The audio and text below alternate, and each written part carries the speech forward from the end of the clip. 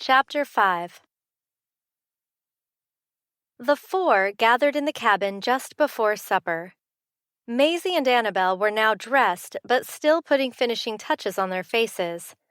Maisie slathered on a deep red shade of lipstick that looked like it would require sandblasting to remove. Danica waited by the door with her purse, doing her best not to look annoyed. Her tapping foot told the truth where her soft eyes did not. Madison stood and gathered her own purse. In the 2 hours after she'd returned from the stable, between when she'd left Randall and now, she'd finished a few thousand words on her new story. She was ready to have a bit of food and then escape for the evening.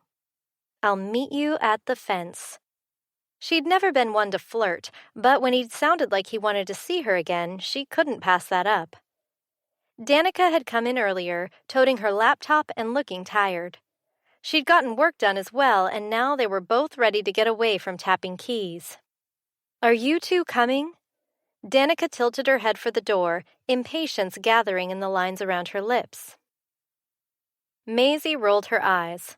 "Just a second. If you interrupt me, I'll smudge, and then I'll have to start over." Annabelle snickered as she slid a pink cowgirl hat on her head and checked the angle and her hair. Danica shoved open the door of the small cabin, and Madison followed, finished waiting. As they made their way slowly toward the main house for supper, Danica glanced at Madison. "So, you asked me earlier if I was more forgiving than the average Christian. As you can see, I'm just a human who gets tired of waiting when I'm hungry. Not to mention, that's a tough question to answer, you know. I try hard not to compare myself to others." Madison sucked in a breath and held it. Confrontation always left her feeling shaky and unprepared. Her parents' beliefs were one topic she would always be hesitant to talk about. "Look, my parents have always been somewhat cold and distant. I know they wouldn't be pleased if they knew what I do. Their beliefs would make me an embarrassment to them. I don't want to face that." Danica stopped and held Madison's arm until she looked her in the eyes. "Cold? That's a rather broad brushstroke.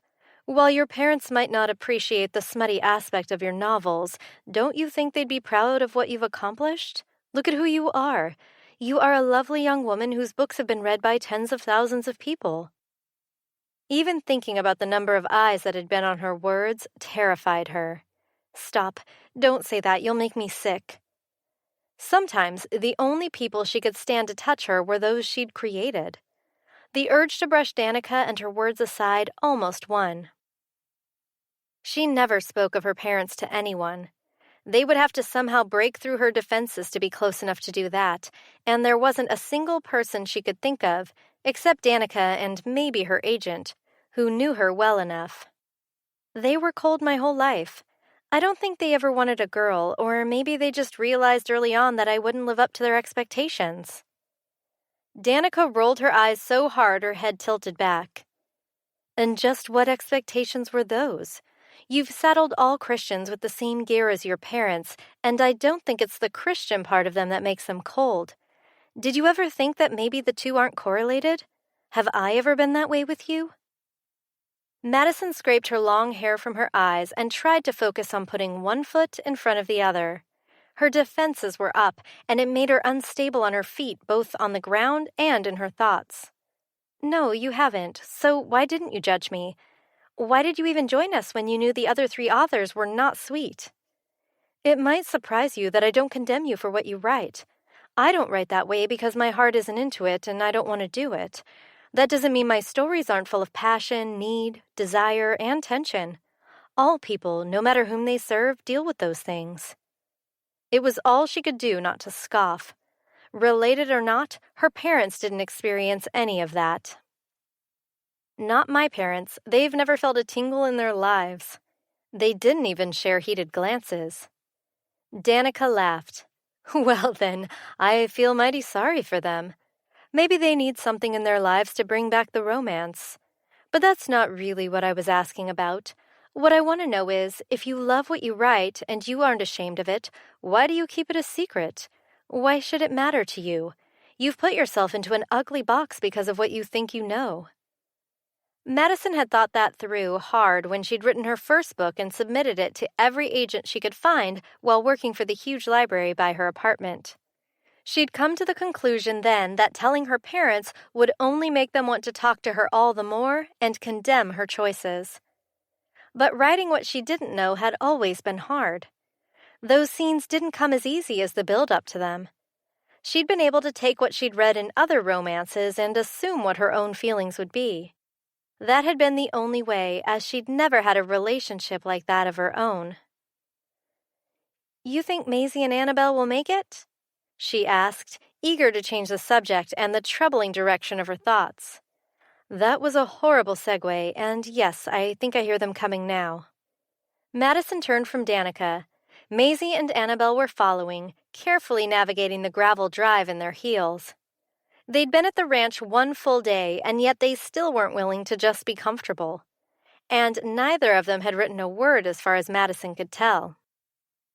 "How are you going to get out of the discussion about doing a collection? Surely you don't want to." Madison dropped her voice in case the other two got too close. "They've never really pushed it too hard with me. They don't know my pen name, and I haven't been forthcoming with it. Frankly, I'm surprised they even allow me in their group. I don't fit either. Maisie is always looking for the list and the next hot guy. I don't think she'll ever be serious where men are concerned. I'm just not like that. I don't date. Not anymore, anyway. I don't think I'll ever make another list or find Mr. Right." "She doesn't date either. She consumes. There's a difference. She'll never meet the right guy in the places she puts herself, and certainly not the way she treats them." "She might, but she also has a whole different experience level that she brings to her novels. But I just can't make myself do that." Madison shuddered. Letting a man get close enough to her, personal enough with her to sleep in the same bed? It was unthinkable. "Thank heavens! Don't go writing yourself off just yet. What about Randall? He seemed interested in at least getting to know you a bit. And don't think I'm trying to chase you into his bunk. I'm not at all." He'd seemed interested, which was a little scary. She wasn't particularly interesting, especially when she couldn't even mention what she did for a living. She could just imagine it.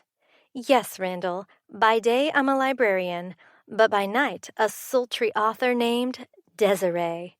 She almost choked on her laugh. She was about as sultry as a chicken in a rainstorm. "Randall is such a hottie, but he'll lose interest after he talks to me a bit and finds out my legs are my only asset." Danica hitched an eyebrow and adjusted her purse. "Well, I have zero interest in your legs, but I think you've got a lot to offer. Stop worrying about what you do and what everyone else thinks. Stop comparing yourself to Maisie and just enjoy the next 6 days. And for heaven's sake, if that boy wants to pay you some attention, let him."